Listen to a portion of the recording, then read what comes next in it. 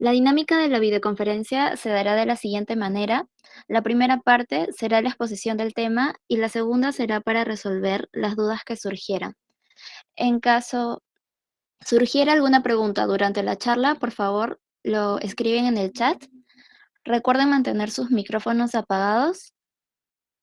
Vamos a comenzar con la presentación. Quien nos acompaña es Tatiana Espinosa, ingeniera en Ciencias Forestales de la Universidad Nacional Agraria La Molina, con maestría en Manejo y Conservación de Bosques Tropicales y Biodiversidad en el CATIE, Costa Rica.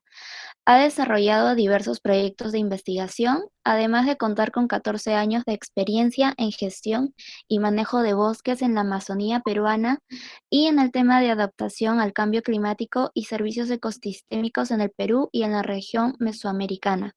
Fundadora y directora ejecutiva de la organización Arbio Perú, ganadora del Premio Internacional Jane Goodall Hope and Inspiration Ranger Award en Nepal del 2019 y reconocida con la Condecoración al Mérito en el 2020, otorgada por el Ministerio de la Mujer y Poblaciones Vulnerables en mérito de la actividad destacada en el cuidado y protección del medio ambiente, así como en la conservación de la biodiversidad.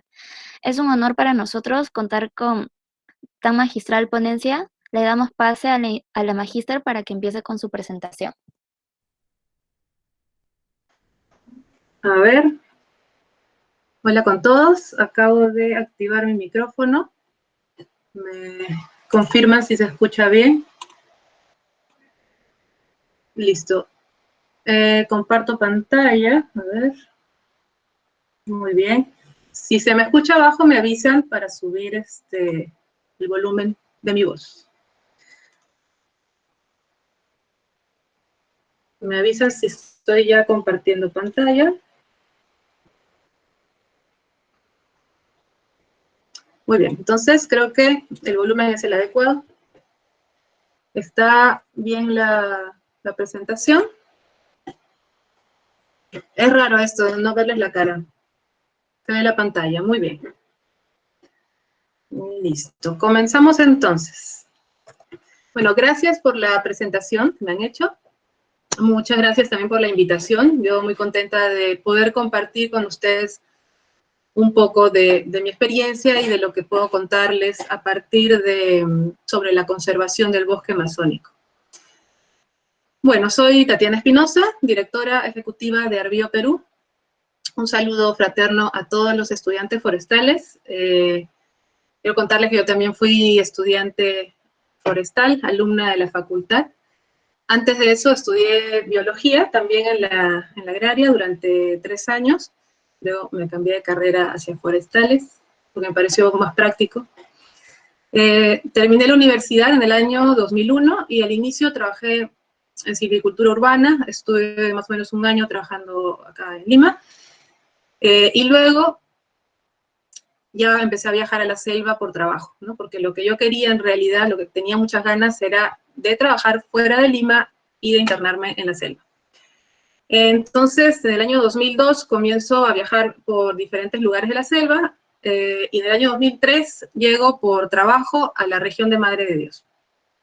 Hace ya bastante tiempo. Y bueno, hasta ahora sigo en Madre de Dios.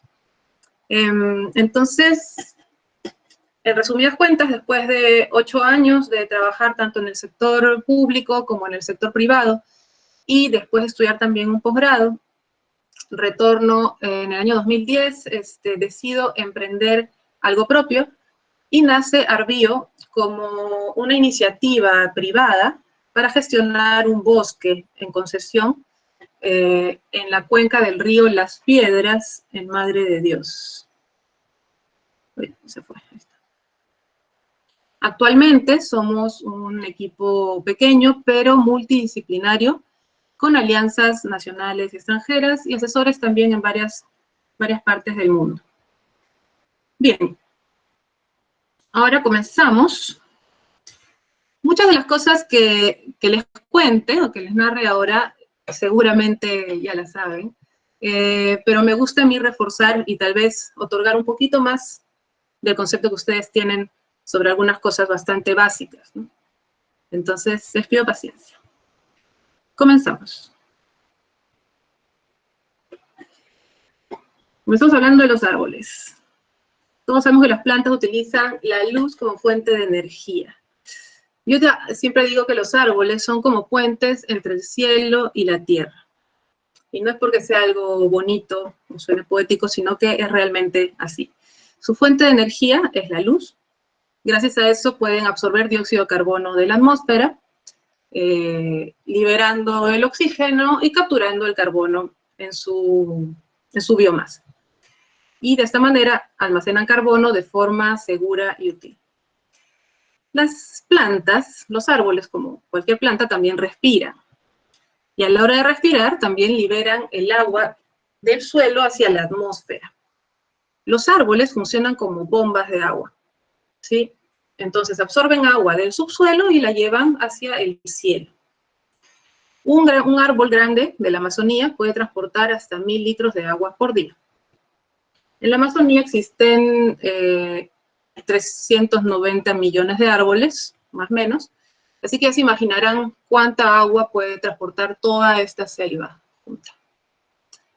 No sé si han escuchado sobre Flying River. Este es un tema extenso que en otro momento también podemos hablarlo, pero de manera resumida es que toda esta humedad generada por los árboles de la Amazonía crea un flujo, ¿no? Gracias también a los vientos del océano, etcétera, que moviliza toda esta humedad y alimenta parte de los Andes, de los glaciares, nevados, que dan origen a los ríos que finalmente llegan a la costa de Sudamérica. Entonces, ciudades como Lima se abastecen justamente del agua proveniente de estos ríos que finalmente proviene de la humedad transferida por la selva amazónica.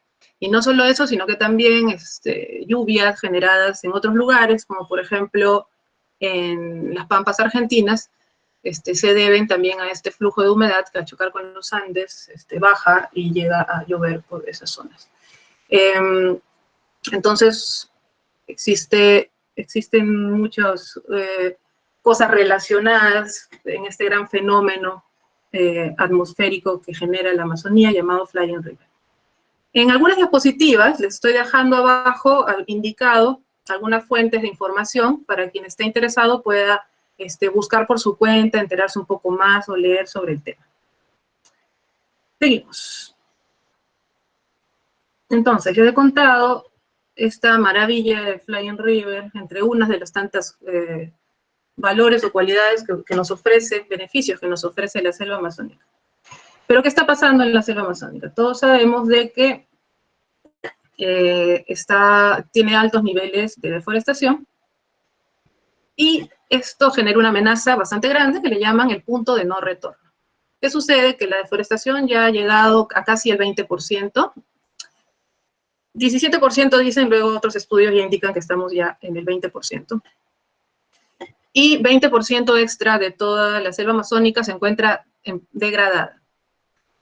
No sé si saben la diferencia entre deforestación y degradación. La degradación es más difícil de observar, es más difícil, porque la deforestación es la pérdida de la masa forestal, ¿sí? La degradación ya es que pierde las funciones ese bosque. Cuando se abren carreteras en medio de la selva, cuando se extraen la mayoría de árboles grandes, etc. Entonces, 20% de toda la Amazonía ya está degradada y 20%, casi 20% deforestada. Si llegamos a esos 20 a 40%, se está hablando de un punto de no retorno. ¿Qué significa? Que es un nivel en el cual ya los cambios son irreversibles.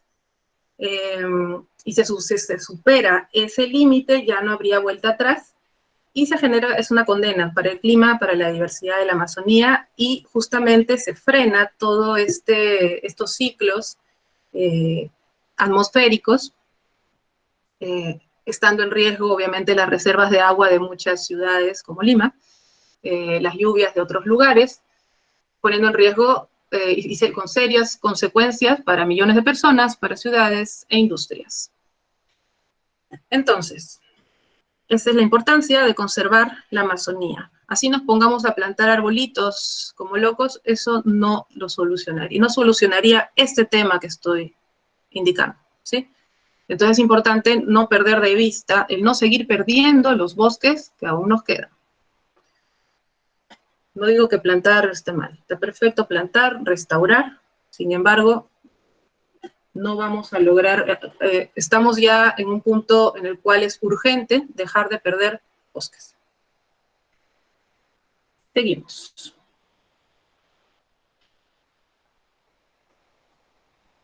Entonces, ya que les he hecho una pequeña introducción sobre la Amazonía, qué significa un poquito, ¿no? Y las amenazas que tiene, vamos a hablar ahorita de los bosques en el Perú.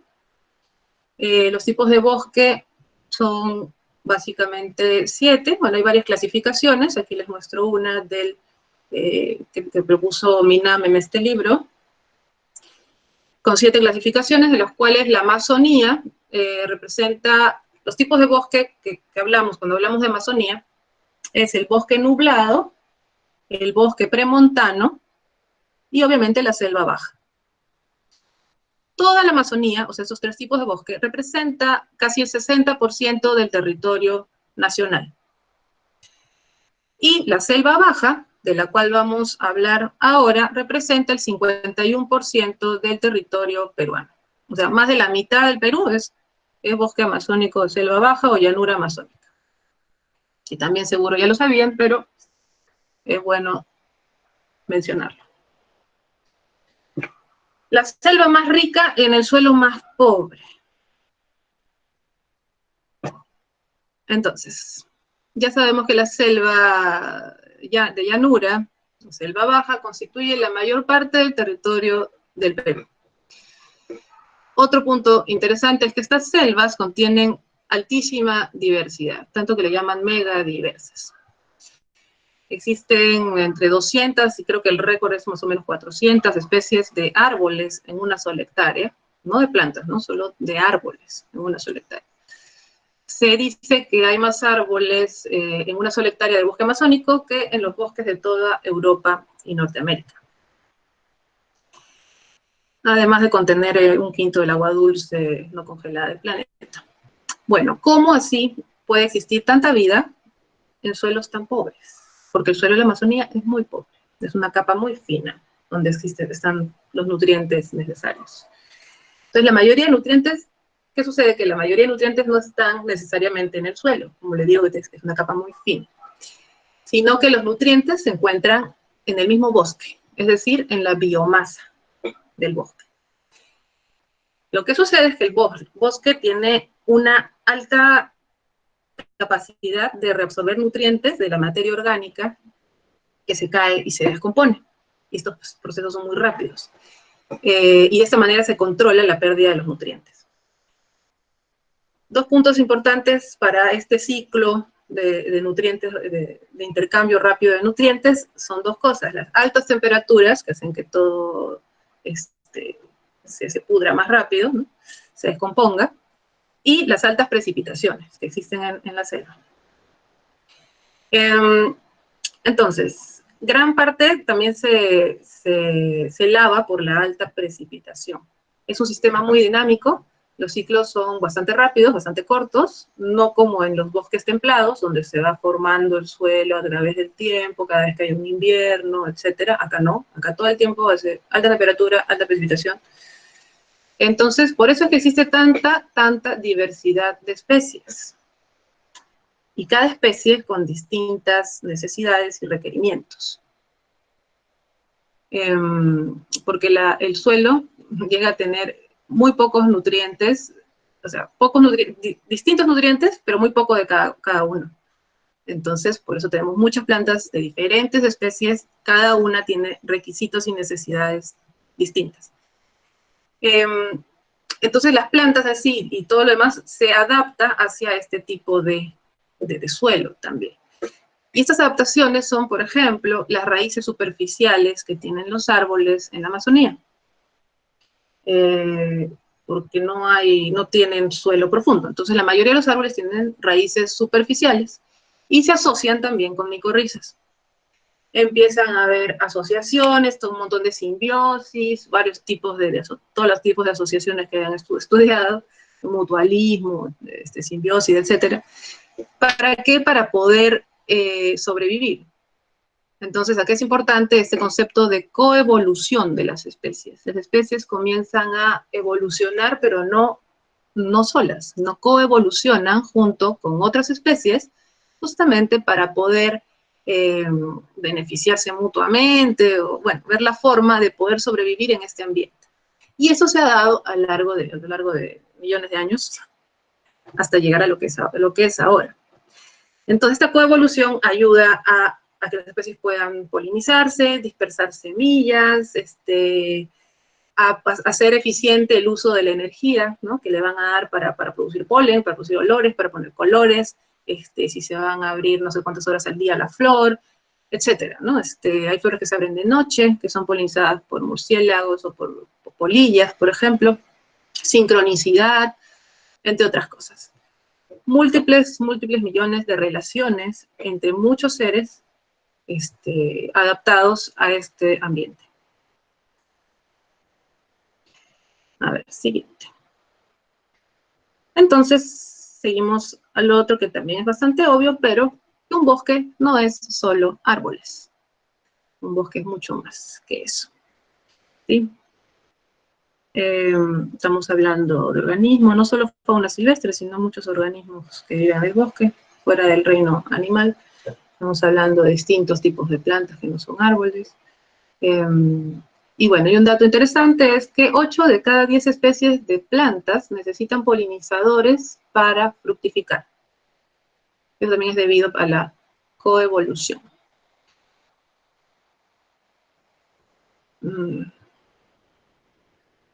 A ver, ahí está. Bien, entonces, debido a la alta diversidad de especies de plantas, como hemos estado viendo, que es necesario, también existe una alta diversidad de especies de fauna y demás. Y les voy a decir siempre demás, justamente porque no todos otros organismos son parte del reino animal, sino también puede haber hongos, microorganismos del suelo, bacterias y muchos otros. Entonces, existe esta gran diversidad tanto de plantas y animales, también ¿por qué? Porque en la selva existen hasta 4 a 5 estratos dentro de su estructura vertical. Desde plantas chiquititas, de centímetros de altura, hasta arbustos, árboles medianos, árboles de dosel, árboles emergentes, piso de palmeras, y encima tienen plantas que se trepan, ¿no?, las trepadoras, las lianas, epífitas, bromeliáceas, etcétera, tienes helechos parásitos, en fin. Bueno, y todo esto a nivel de estructura, ¿no? En cada uno de estos estratos se crean también las condiciones necesarias, es decir, el hábitat, para distintos tipos de organismos. Aquí lo que hablamos de nuevo de la coevolución, cómo en cada lugar pueden coevolucionar las especies, tanto de insectos, plantas, anfibios, reptiles, etcétera, para poder subsistir. Entonces, ¿qué sucede cuando se destruye todo este sistema?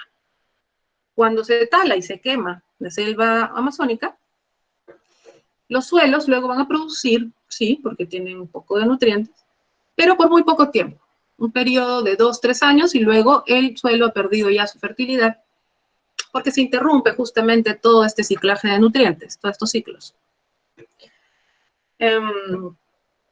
Entonces, al perder ese equilibrio, se pierde el equilibrio, se pierde todo este equilibrio de una especie con otra, todas estas relaciones, y ya no existe, puede ser que ya no exista, por ejemplo, el controlador natural de un insecto, y entonces estos insectos empiezan a salirse de control, empiezan a reproducirse, y se genera una plaga, para comerse justamente a la planta invasora de ese lugar, que es el cultivo que estamos poniendo, ¿no?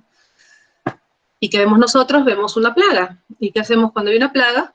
Le metemos pesticidas y le metemos más venenos, ¿no?, para combatir la plaga. ¿Y qué sucede cuando hacemos eso?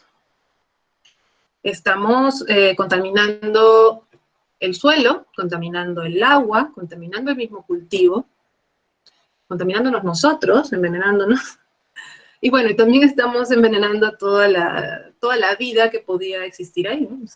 Los demás insectos del suelo, entre otros. Bien, es para que sepamos bien por qué no es viable hacer monocultivos en este tipo de bosques.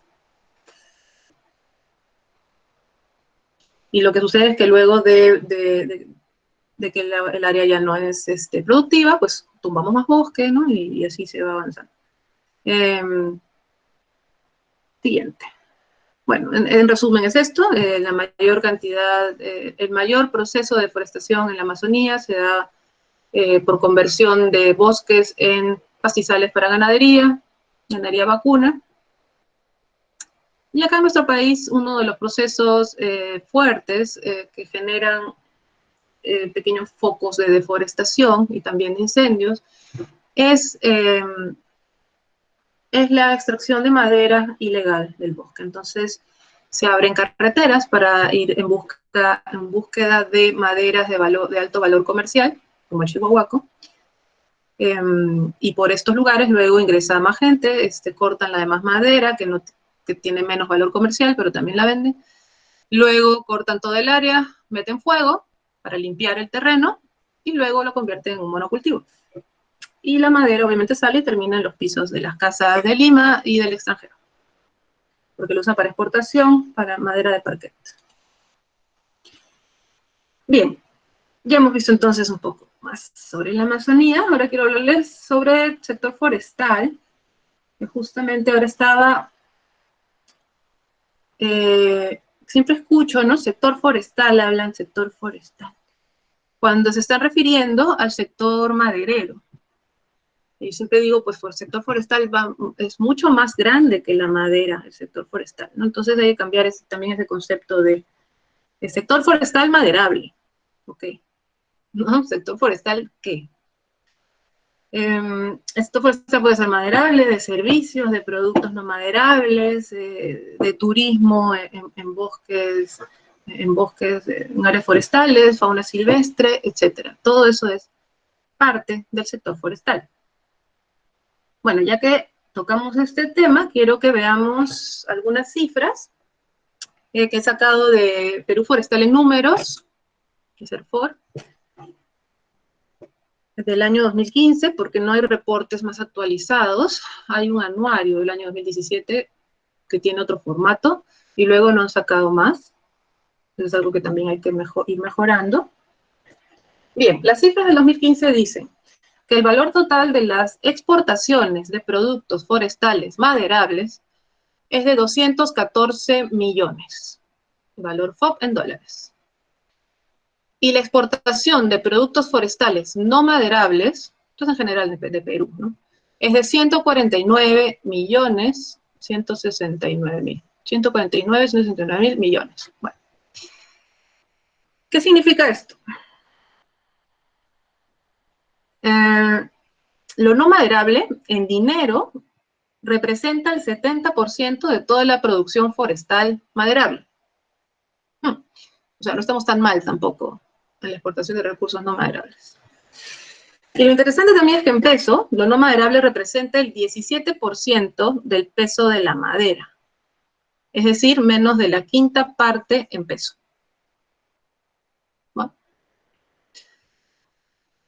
Y algo más importante aún, es que a estas cifras falta incluirle el turismo en patrimonio forestal, o sea, todo el turismo que se realiza en los bosques, en las concesiones de ecoturismo otorgadas en toda la región amazónica. A esto faltaría aumentarle los servicios ecosistémicos. Bueno, que aún no hay mucha forma de contabilizarlos, esta es una buena oportunidad de investigación.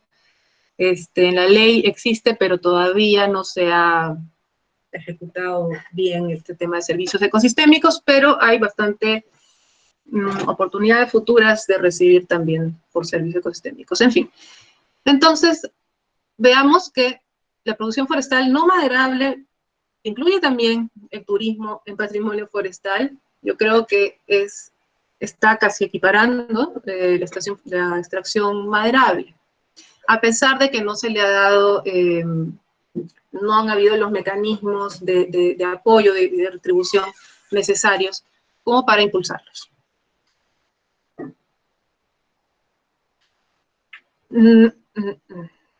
Siguiente.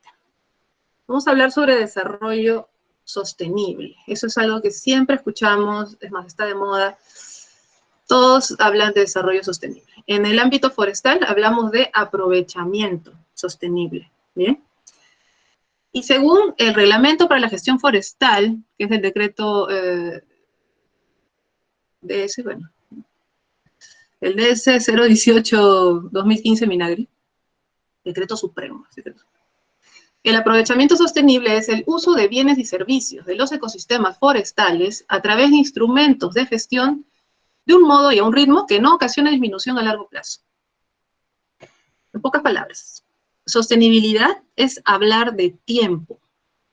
Que lo que disfrutas hoy lo pueda disfrutar la gente mañana.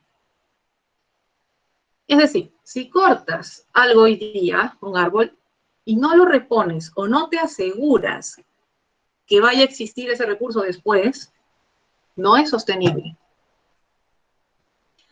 Creo que está claro, ¿no? Es el arte de manejar el bosque. Es cómo manejarlo para que provea de bienes y servicios ahora y a futuro. Y lo dice la ley. Por ejemplo, en los años 50, 60, el Perú aprovechaba una especie llamada palo rosa. No sé si ustedes han escuchado el palo rosa. La verdad que ni yo lo había escuchado mucho, porque tampoco es de mi época. Pero bueno, en los años 50, 60 se aprovechaba mucho palo rosa, tanto para su madera como para la extracción de aceites de palo rosa, usado en perfumería y otras cosas. En realidad en toda la Amazonía, ¿no? Pero bueno, Perú también. ¿Y qué pasó? Que lo aprovecharon tanto que llegó casi a la extinción, para variar. Ahora está en categoría de extinción, en peligro. A ver qué categoría tiene. Bueno, pero está en peligro de extinción. Y sí, está en peligro de extinción por la UICN. Lo mismo pasó luego con la caoba. En la categoría, está en categoría de amenaza, también vulnerable, si no me equivoco. Pero claro, o sea, fue el boom de la caoba, años 90, 80, 90, y nos bajamos toda la caoba. Ya casi no queda caoba. Yo en mi bosque no hay caoba. En los bosques donde he estado no hay caoba, a no ser que vayas bastante lejos o dentro de áreas naturales protegidas, o te adentres bastante en algunos lugares, ¿no? Entonces, la caoba pasó lo mismo y ahora estamos haciendo prácticamente lo mismo con otras especies. Y la más amenazada ahorita es el chihuahuaco. Es un tema cíclico, si lo vemos así, ¿no? Vamos pasando de especie en especie. Lamentablemente, en el mundo forestal, lo que hemos hecho es cosechar, o sea, no hemos producido. Lo que hemos hecho es cosechar del bosque natural. Lo que la naturaleza produce, lo hemos ido sacando. Y por lo visto, han sido sin criterios de sostenibilidad, porque si no, nos hubiéramos fijado que a través del tiempo, esta especie hubiera podido seguir existiendo y otorgando todos los servicios que ofrece al bosque, etcétera, etcétera, y nosotros gozando de este producto, ¿no? Y seguir teniendo madera de caoba, por ejemplo, que es muy linda, pero obviamente de madera sostenible. Entonces, estamos hablando de aprovechamiento sostenible y de desarrollo sostenible. Aquí hay algo interesante. Ustedes deben haber visto que todo ese tema de la sostenibilidad es este triángulo donde está lo social, lo económico y lo ambiental. Y que tenemos que tener esos tres aspectos para que algo sea sostenible. Y que deben estar en equilibrio entre bienestar económico, bienestar ambiental y bienestar social. Perfecto. ¿Qué sucede? Que no es fácil tener ese equilibrio. Entonces, siempre estamos como tirando un poco, ¿no?, hacia el interés económico, que no, que el ambiental, no, que la parte social. Entonces, no es sostenible. A largo plazo es un modelo que no funciona, el que todo el tiempo esté cada uno de esos aspectos en un tira y afloje. La propuesta es pasar a otro tipo de modelo donde se reconozca cuál de estos elementos del desarrollo sostenible, o sea, social, económico, ambiental, puede albergar y limitar a los otros dos. Entonces, en el ámbito forestal, que trabajamos con los recursos naturales, es obvio que la esfera que puede albergar y limitar a los otros es la esfera ambiental. Entonces ahí viene el siguiente modelo, que es de este círculo concéntrico, o que contiene uno al otro, en el cual lo ambiental es lo que sustenta todo lo demás. Pues si nos quedamos sin bosque, ¿qué? Ahí sí se acaba todo. Finalmente son los procesos ecológicos del bosque lo que puede sustentar a la sociedad y a nuestra economía. Creo que no solo en el ámbito forestal, ¿no? Creo que en todos los ámbitos. Pero bueno, si hablamos del ámbito, sobre todo en el ámbito forestal. Entonces, acordémonos de este concepto. A ver, seguimos. Ahora, conservación. ¿Qué es conservación? Según el decreto supremo, dice, utilización de la biosfera por el ser humano que conlleva el beneficio para las generaciones actuales, pero que mantenga su capacidad para satisfacer las necesidades y aspiraciones de las generaciones futuras. Es casi lo mismo, ¿no? Es el uso sostenible para obtener beneficios sin afectar el potencial de los beneficios futuros. Entonces, como le digo, es básicamente lo mismo. Es asegurar un suministro futuro, ¿no? Es que la cosecha no ponga en riesgo ni disminuya el recurso a largo plazo. Así que, si estábamos pensando que conservación era no tocar y que no se logra nada con la conservación, porque tenemos que aprovechar los recursos, pues no, la conservación está totalmente alineada al desarrollo sostenible y al aprovechamiento sostenible. Y lo dice la ley. Entonces, eso es conservación. ¿Y qué sucede? Que lo que hemos visto hasta ahora en la práctica, en la Amazonía, son como que dos cosas que no funcionan. Ahí viene el tira y la afloje también, ¿no?, que les decía en la sostenibilidad. Uno es mirar a la selva tropical como un lugar que se debe preservar para las generaciones futuras, ¿no?, sin necesidad de actividades económicas ni productivas.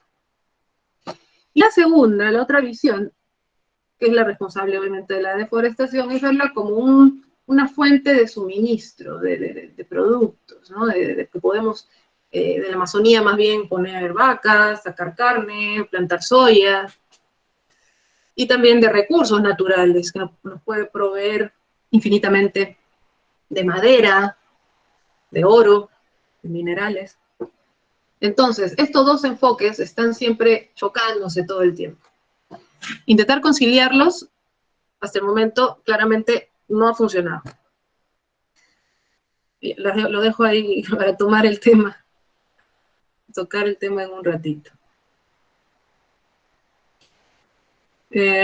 Seguimos.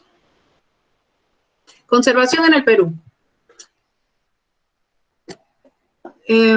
Voy a tratar de explicarles un poco sobre las modalidades de conservación en el Perú. Este es un tema un poco enredado, la verdad. No porque yo no lo entienda o no lo sepa explicar, sino porque en general el sistema es un poco enredado, que también es un tema que a futuro debe mejorar. A ver, las áreas naturales protegidas. Esa es solamente una modalidad de conservación, ¿sí? Son áreas del Estado que pueden ser administradas tanto por la entidad nacional como por entidades regionales, ¿sí? Hay ANPs y hay también ACRs. Los ACRs son áreas de conservación regional. Ahí entra a administrarlo los gobiernos regionales. Sí. Bueno, también dentro de las áreas naturales protegidas están las ACPs, que son las áreas de conservación privadas. Ese es un tema aparte, porque están dentro de las áreas naturales protegidas, pero no son áreas estatales, son áreas privadas. Ya. Todo esto lo ve el CERNAMP, que está dentro del MINAM, del Ministerio del Ambiente. Luego tenemos la conservación comunitaria. Son territorios comunitarios, propiedad de la comunidad. Ellos solicitan reconocimiento al CERNAMP o CERFOR, a ambos. Entonces aquí está lidiando tanto el MINAGRI como el MINAM. Luego hay concesiones de conservación, que es la que nosotros administramos, que nosotros gestionamos. Las concesiones le llamamos una modalidad público-privada. ¿Por qué? Porque son áreas del Estado que otorgan a un privado y el privado se encarga de toda la gestión del área. Se firma un contrato por 40 años, etc. Eso se lo ve el MINAGRI, ¿no? El CERFOR, que está dentro del Ministerio de Agricultura. Y luego están las ACPs, que son áreas privadas, que las reconoce el MINAM y las del MINAM. Bueno, esto era para que se entienda que lo que nosotros hacemos, o sea, lo que yo gestiono es una concesión de conservación, ¿sí? Y que esta es la forma en que se hace conservación en el Perú. Bueno, hemos hablado de la importancia de la Amazonía, hemos aclarado algunos conceptos, ahora vamos a hablar de Madre de Dios, que es el lugar donde yo vivo y trabajo. Es una región que tiene increíbles niveles de biodiversidad, etcétera. Sin embargo, sus selvas, sus bosques tienen procesos muy altos de deforestación, sobre todo después de la construcción de la carretera interoceánica, en la cual existen dos drivers muy fuertes de deforestación. Uno sobre actividad agrícola y otro de minería aurífera. Minería aurífera en la zona sur, en las letritas A, B, C, D, y las siguientes letras hacia el norte ya es la actividad agrícola. En ese gráfico podemos ver que a partir del año 2011, que se terminó de construir la carretera, la deforestación se incrementó muchísimo. Madre de Dios, datos interesantes es que 67% de las exportaciones de Madre de Dios es de oro, por la minería aurífera, que ya sabemos que es altamente contaminante, ahí está el paisaje que deja. En segundo lugar, la nuez de Brasil, o sea, la castaña amazónica, con 26%, y en tercer lugar, la madera, con el 7%. Y acá no está el turismo tampoco. En Madre de Dios hay un buen potencial, bueno, ya existe bastante turismo dentro de cerca a la Reserva Nacional Tomopata, en concesiones de ecoturismo, etcétera. En el año 2018 llegaron más de 200.000 turistas extranjeros a Madre de Dios. Nuevamente, bueno, si lo incluimos sería más. Creo que estoy hablando mucho, vamos a ir un poco más rápido. Plantaciones forestales. Para darles algún dato sobre las plantaciones. Las plantaciones forestales reducen la presión sobre los bosques naturales. ¿Sí? En realidad es el futuro de la madera, ya que al extraer la madera de plantaciones ya no la extraemos, la vamos a extraer de bosques naturales. Entonces cumple un rol a nivel económico interesante, un rol ecológico porque se reduce la presión sobre los ecosistemas primarios, naturales, ¿chévere? Un rol social, habrá que ver cómo manejar este tema junto con las comunidades, o bueno, con beneficios sociales. Sin embargo, a nivel legal, una plantación forestal es un bosque, pero a nivel ecológico no lo es. Y creo que se entiende por todo lo que acabamos de hablar de qué significa un bosque y los componentes de un bosque, ¿sí? Otro tema es que aún no tenemos tecnologías para especies nativas, por eso en muchos lugares se siguen plantando aún pinos, eucaliptos. Falta desarrollar muchísimo ese aspecto. Y bueno, la producción, bueno, si hacemos una plantación, se tiene producción masiva de madera, obviamente, a comparación de otros bosques donde la madera, los árboles de interés comercial están muy dispersos, etcétera. Entonces, a nivel masivo, muy pocos productos se pueden sacar de bosques naturales. La castaña, por ejemplo, claro que bajo un plan de manejo y todo de una tecnología para poder hacer que sea eficiente esta colección de castaña. El aguaje, porque crece prácticamente, no es como monocultivo, porque hay muchas especies en un aguajal, pero crece muy abundante, ¿no? Casi un árbol al lado del otro, y en extensiones muy grandes como Loreto. Algo que sí tiene masivo, que sí sale masivamente de un bosque, que ya lo hemos visto antes, es el agua. Si en realidad pudiéramos darle valor o saber cuánta agua produce la Amazonía y cuánta de esa agua estamos tomando acá en Lima, por ejemplo, y ponerle un valor, imagínense, si no pagaríamos por la conservación de la Amazonía. Entonces, los servicios que otorga el bosque sí son masivos, y eso sí es lo que deberíamos aprender a valorizar. A ver, siguiente, porque me estoy quedando sin tiempo. Bueno, es el mensaje, ¿no? De conservar y restaurar el bosque amazónico es mucho mejor negocio que degradarlo. Negocio. Y sin hablar de la salud, de la vida, de todo lo demás. Bien, ahora sí, retos. Darle valor al bosque en pie, por todo lo que hemos estado hablando. Ahí hay que hacer hay mucho por hacer. Expandir el uso y conservación de recursos forestales y hacerlo rentable. Es posible, claro que sí. Concientizar sobre la importancia de la Amazonía para el mundo. Información. Tratar de bajar la información científica a formas más simples, más fáciles de darlas a conocer, utilizar las redes, etcétera.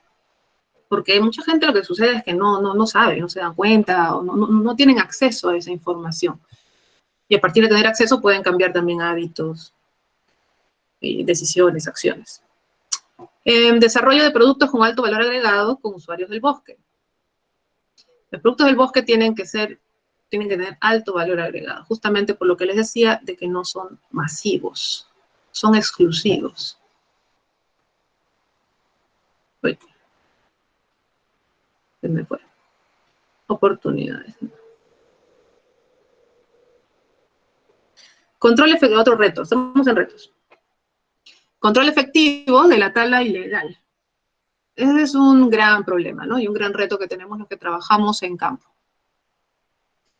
No existe un control efectivo de la tala ilegal. Es mucho más fácil ser ilegal que no serlo, ¿no? Que actuar correctamente. Eso tiene que cambiar.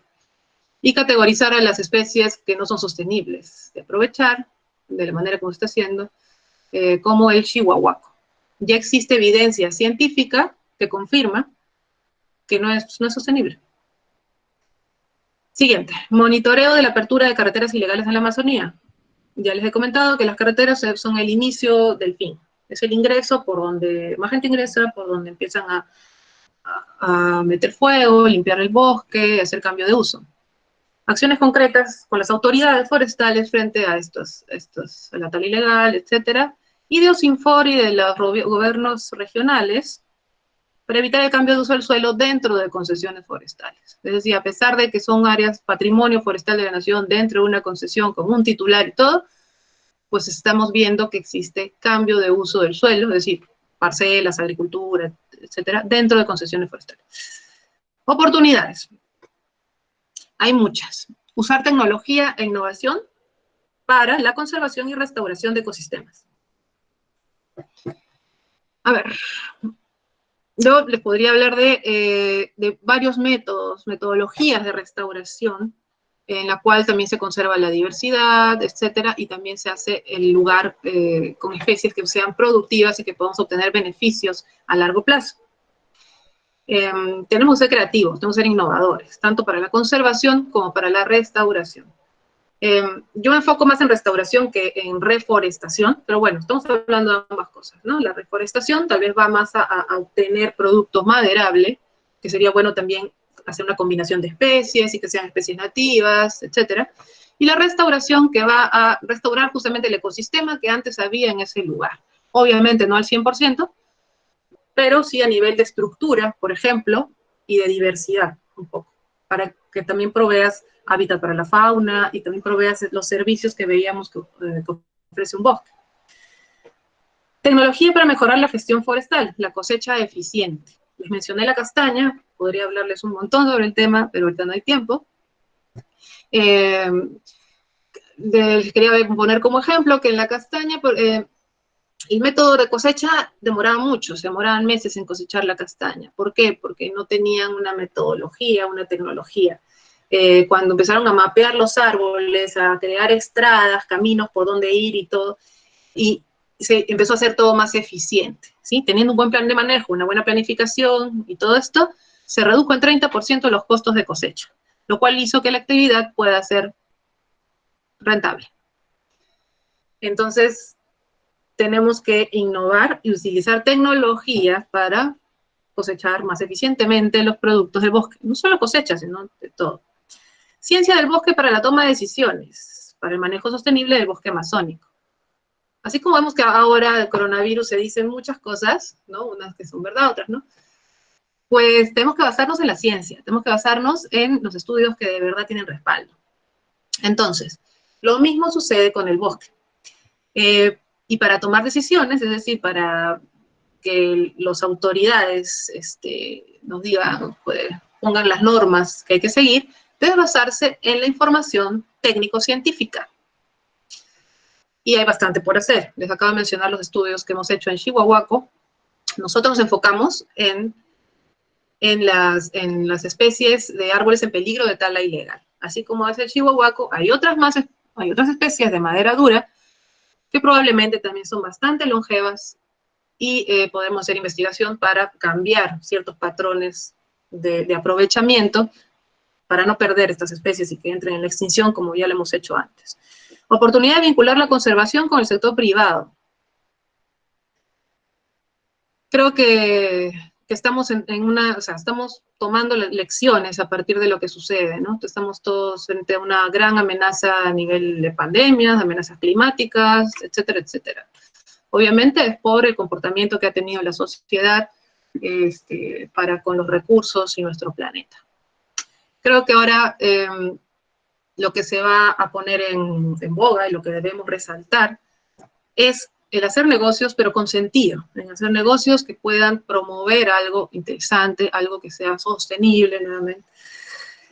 Y si nosotros lo hacemos, podemos vincularnos con empresas que, aunque no estén ajenas al sector, puedan contribuir con lo que hacemos, con la conservación y con el desarrollo sostenible. Siempre y cuando tengamos cuidado del greenwashing, que son las empresas que se venden de verdes, pero no lo son. Biobusiness con recursos del bosque. Puede hacer muchos business a partir de recursos del bosque, entonces ahora le llaman biobusiness. Uno de ellos es la foto que les he mostrado ahí, que es una joya de alta calidad hecha con las semillas de este árbol de Chihuahua. Y esas semillas son de un árbol de 900 años de edad. Aquí tengo. Entonces, eso lo hemos hecho con diseños GINE, trabajamos junto con la comunidad nativa y con artesanos en Lima, plateros, que nos han desarrollado esta joya. Entonces, esa es un poco la idea, ¿no? Darle el mayor valor agregado a los productos del bosque, a ir hacia mercados exclusivos que paguen realmente el valor de estos productos, porque están pagando la conservación del bosque. ¿Sí? Y como les digo, hay mucho por hacer. Investigación para generar oportunidades de manejo del bosque, más o menos va por el mismo modo, y búsqueda de mercados para productos exclusivos de bosques conservados. Las investigaciones no siempre son biológicas, puede haber investigaciones económicas, puede haber investigaciones de mercado. ¿Sí? Entonces, les digo, va por todos lados. Y las investigaciones biológicas no solo las hacen los biólogos, también los forestales. Este es el bosque que nosotros conservamos en Arbío, una concesión de 916 hectáreas, en Madre de Dios, en la cuenca del río Las Piedras. Arbío nace con la necesidad de tomar acciones frente a la conservación del bosque, con alternativas económicamente viables que sean compatibles con el mismo ecosistema. Nosotros hemos creado desde el año 2012 la plataforma de conservación online, lo cual lo que queremos es que, utilizando la tecnología, poder acercar a la gente al bosque. Y no solo a la gente, sino también al sector privado.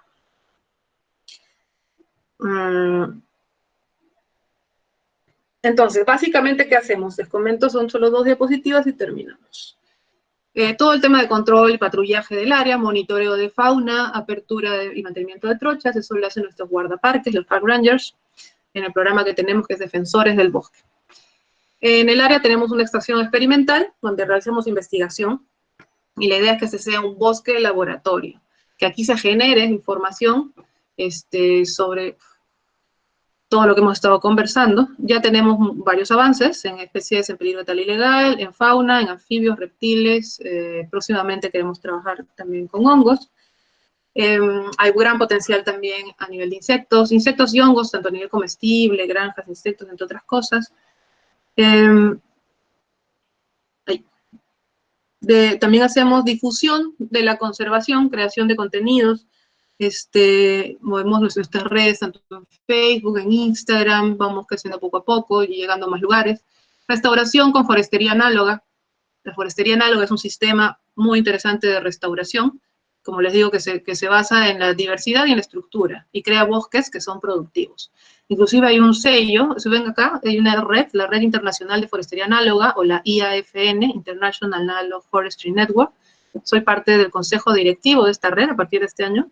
Entonces estamos tratando de desarrollar eso también acá en Perú, porque eso se mueve en muchos otros países, ¿no? Nació en Sri Lanka, está en Costa Rica, ahorita en Francia lo están moviendo bastante, en Ecuador, en varios países de Centroamérica, donde yo también he estado capacitando gente, y ahora queremos comenzar a promoverlo en Perú.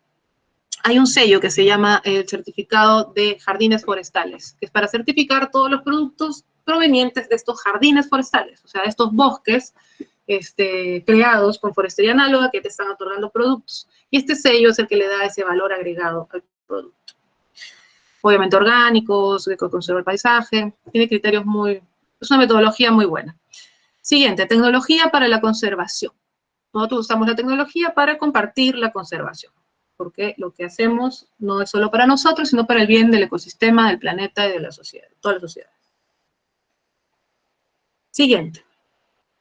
Bueno, en la página web, si entran, se puede ver esto, es el sistema de conservación de hectáreas, en la cual cualquier persona puede escoger una hectárea y adoptarla. De esa manera nosotros conseguimos un poco de financiamiento para todos nuestros costos operativos de campo.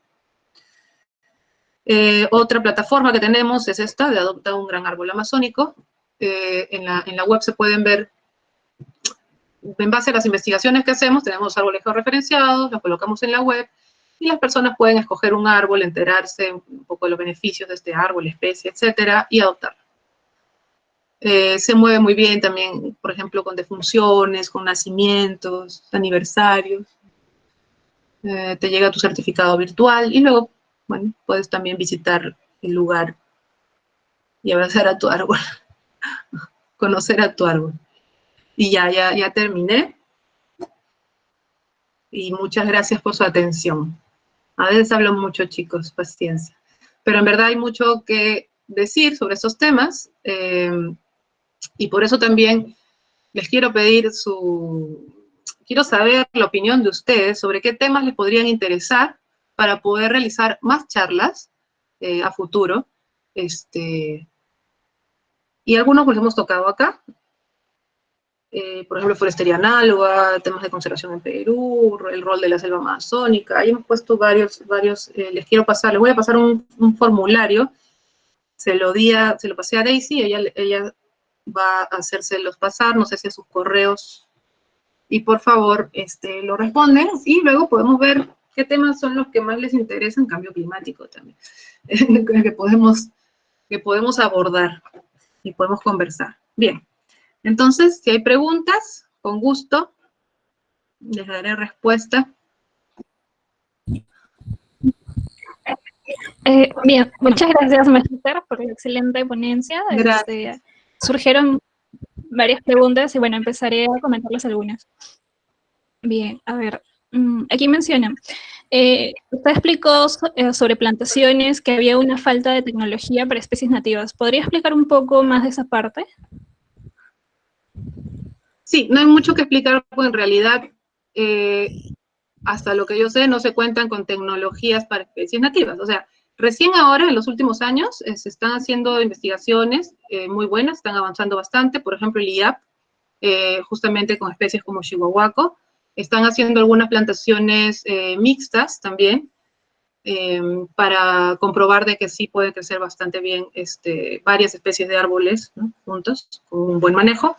Entonces, yo sé de lo que está haciendo el IAP, hay unos investigadores, por ejemplo, Inver Flores está desarrollando también varias cosas bastante interesantes, pero como les digo, no hay hasta el momento tecnologías estandarizadas, tecnologías ya para aplicar en especies nativas. O sea, ojalá a partir de ahora con lo que está haciendo se empiecen a sacar estas tecnologías y se empiece a realizar plantaciones en áreas donde ya no hay bosque. Ojo, hay que tener mucho cuidado con eso también, porque a veces, sin querer queriendo, o con incentivos perversos, se termina convirtiendo bosques en plantaciones, y eso no puede suceder, ¿no? Entonces, ya tenemos bastantes millones de hectáreas, que son 8 o 9 millones, en todo el Perú, aptas para plantaciones.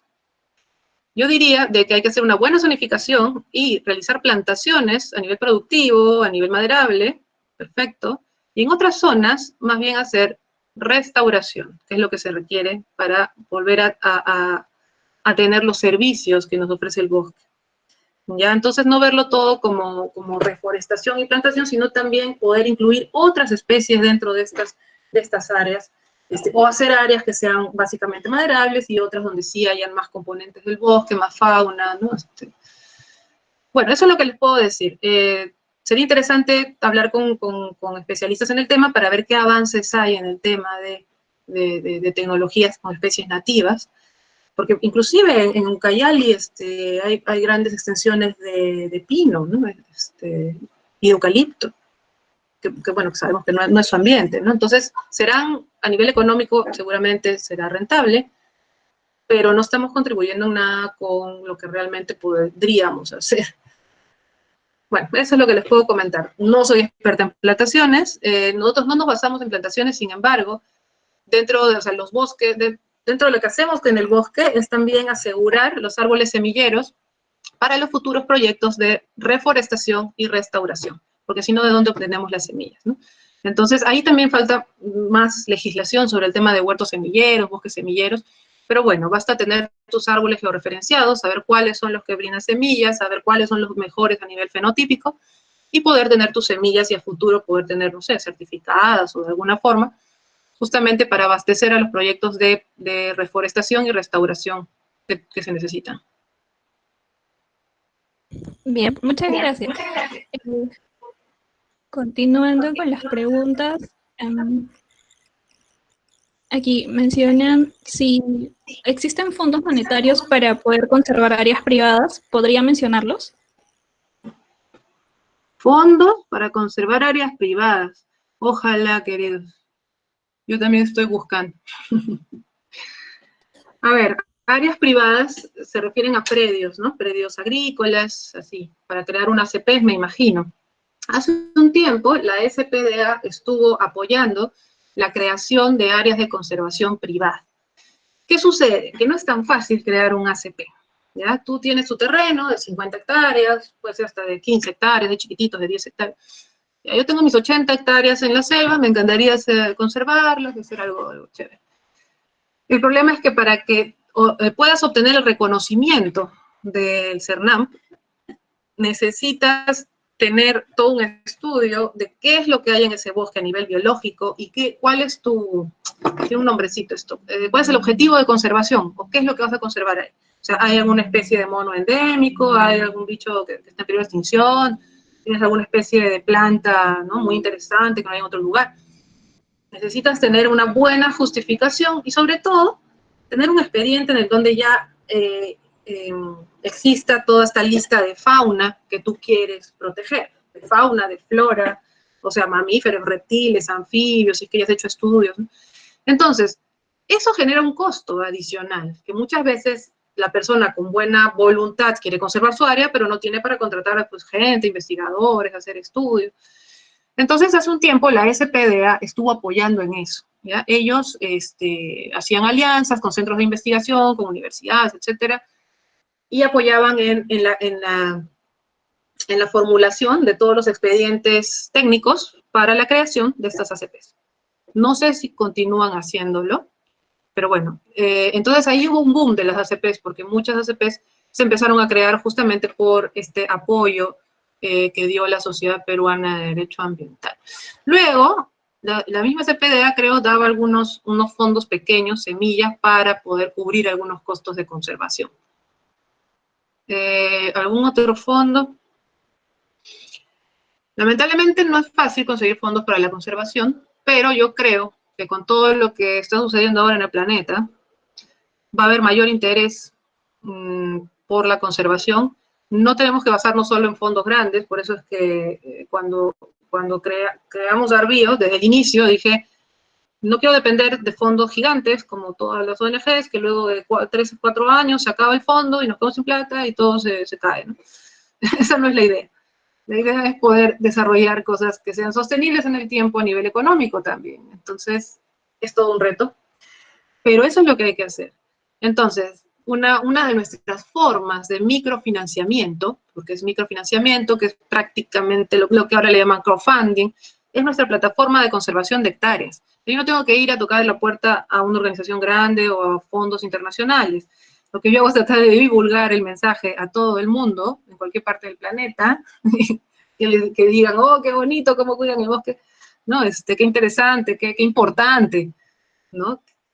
IPA adopta una hectárea, se siente orgulloso de adoptar esa hectárea, de tenerla a su nombre, o de regalársela a su novia, a su hija, a su madre.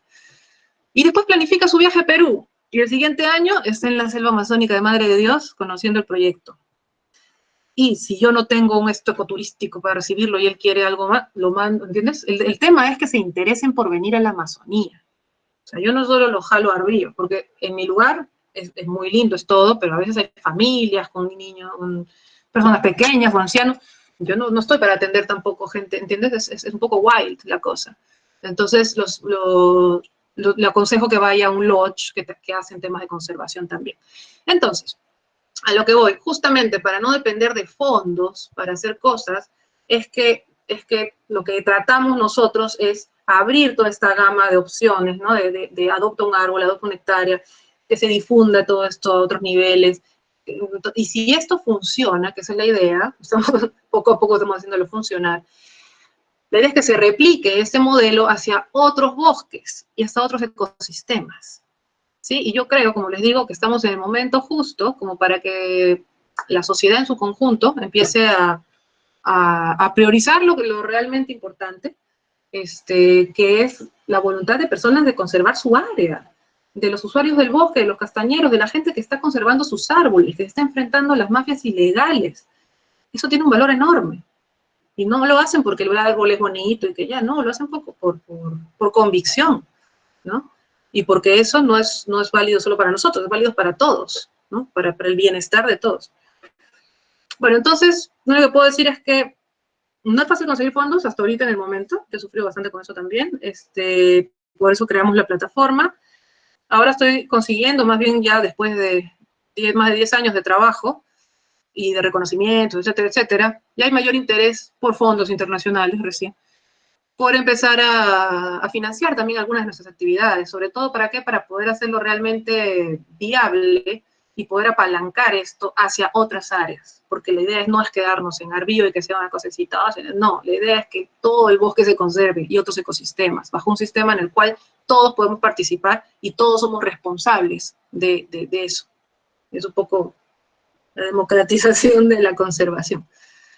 Entonces, esperaría lograr eso, ojalá, y que todos los que tienen voluntad, tienen un área que quieran conservarla, puedan unirse a este sistema, ¿no? Y puedan también adoptar sus hectáreas, etcétera, etcétera.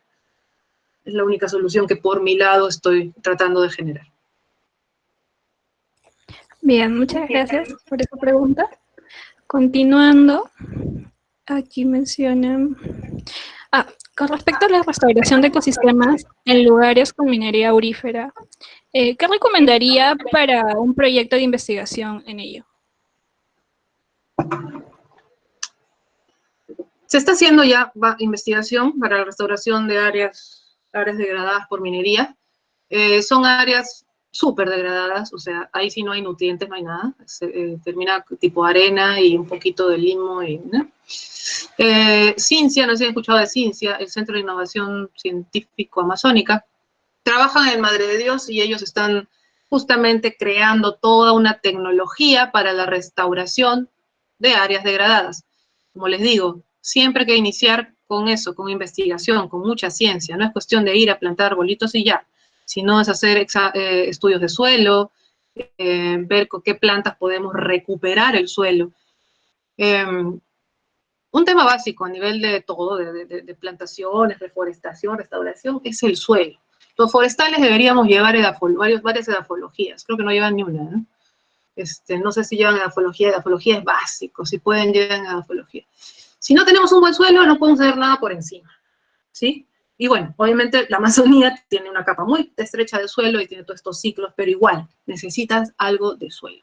Mientras mejor esté el suelo, mejor va a estar todo por encima.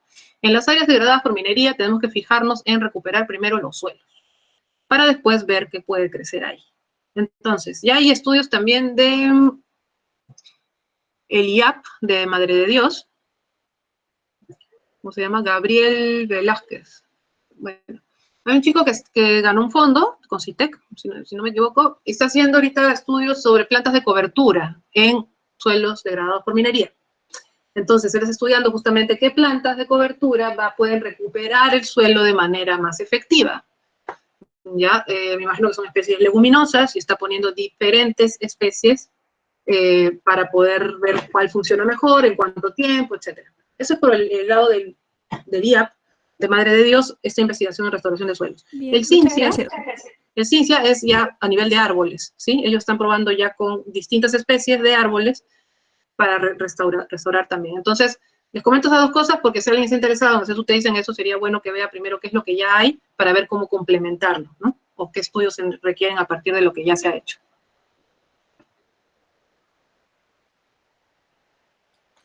Muy bien, gracias.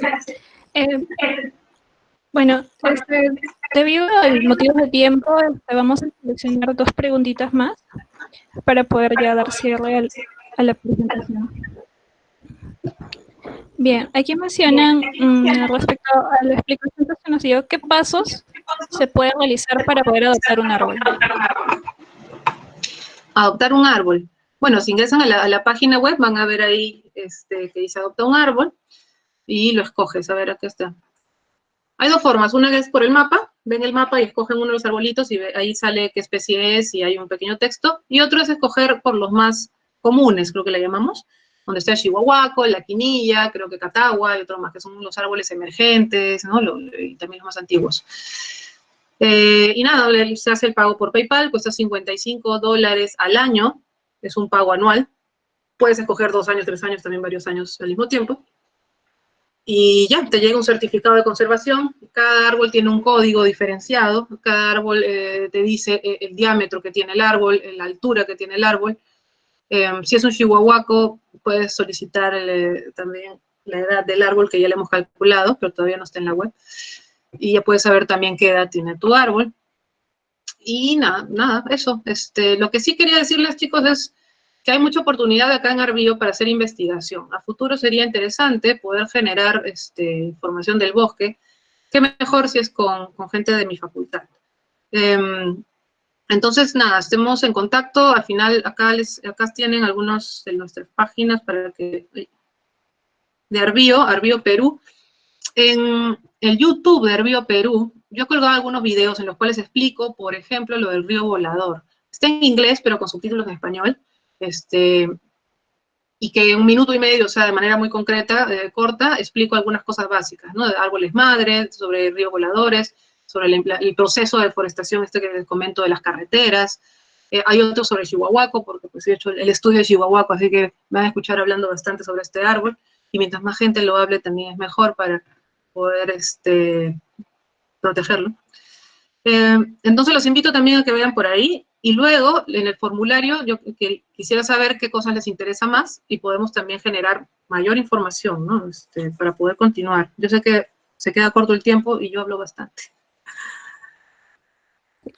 Muchas gracias por la invitación y bueno, ya para culminar le comentaré la última pregunta. Sí. ¿Qué aspectos de la ley cambiaría o mejoraría para realizar de manera eficiente la conservación de los bosques en la Amazonía? Miren, hay cosas de la ley que están muy bien. Por ejemplo, les he leído algunas partes, ¿no?, que hablan de desarrollo sostenible, de aprovechamiento, de conservación. ¿Qué sucede? Que a pesar de que la ley dice lo que dice, luego se contradice a la hora que saca otra normativa o los lineamientos de la ley, etcétera, ¿no? Entonces, es bastante complejo, pero en términos generales lo que yo pediría o lo que haría es hacer una revisión de las normas para verificar en base a los estudios que existen, si es que existen, si realmente es sostenible el manejo que se está haciendo de ciertas especies, ¿no? Eso es básico, hacer una revisión si es que es sostenible realmente el aprovechamiento de las especies maderables, sobre todo las que tienen mayor valor comercial, y sobre todo las especies de madera dura. Probablemente son árboles muy longevos que no van a tener reposición fácilmente en el bosque. Si la cacao se extinguió, que queda el crecimiento medio rápido, imagínense estos árboles que demoran más de 300 años en llegar al diámetro mínimo de corta, ¿no? Entonces, y si no existe la información, porque muchas veces no hay, pues hay que generarla.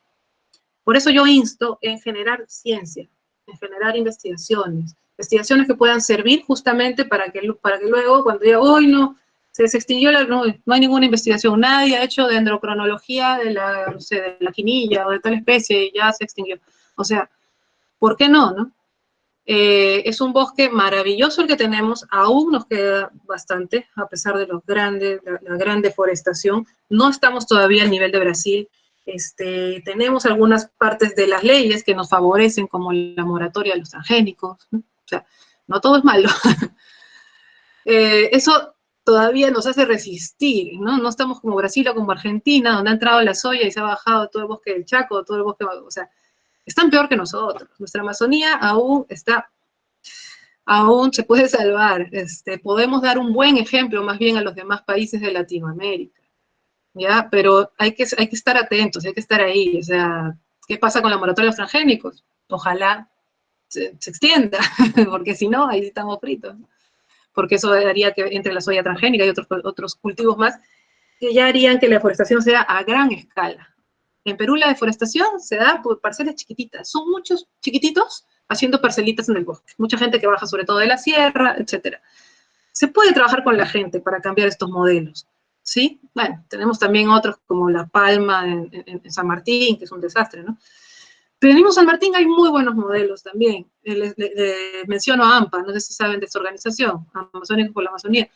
Están haciendo también, sacando temas para valorar el bosque en pie, de cosecha eficiente, de productos comestibles gourmet a partir del bosque, darle el máximo valor agregado. O sea, hay muy buenos ejemplos, chicos, ¿ya? Y la ley, como les digo, tiene cosas buenas, tiene cosas no muy buenas.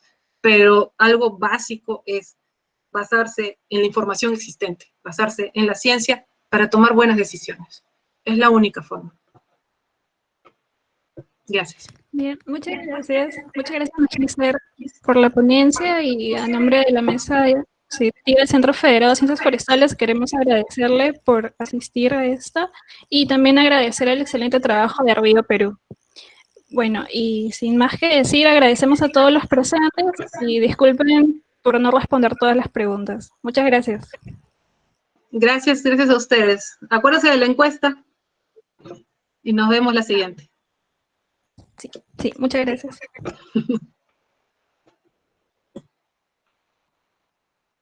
A ver.